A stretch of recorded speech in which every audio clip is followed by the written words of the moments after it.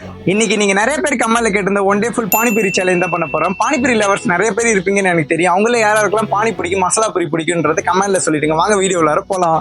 நானும் பாத்தீங்கன்னா காலையில சூப்பர் மார்க்கெட்டுக்கு போயிட்டு பானிபூரி கிட்டு எங்க இருக்குன்னு தேடிட்டே இருந்தேன்.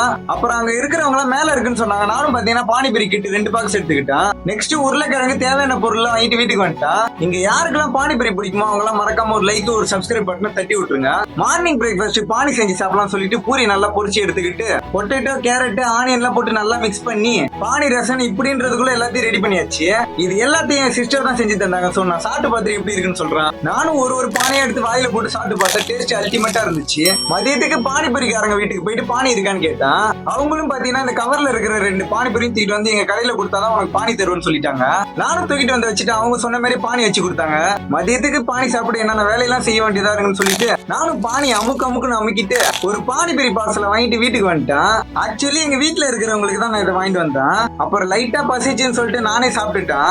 ஈவினிங் 5 மணிக்கு பானிபூரி கடைக்கு போயிட்டு ஒரு பிளேட் பானிபூரி வாங்கி சாப்பிட்டு பார்த்தா டேஸ்ட் வேற லெவல்ல இருந்துச்சு. லாஸ்டா நைட்டு ஒரு கடைக்கு போயிட்டு அங்கேயும் ஒரு பானிபூரி பிளேட் தான் வாங்கினா. நீங்க சொன்ன மாதிரி ஒரு நாள் ஃபுல்லா பானிபூரி சாப்பிட்டேன். நெக்ஸ்ட் என்ன பண்ணுன்றத கமெண்ட்ல சொல்லுங்க.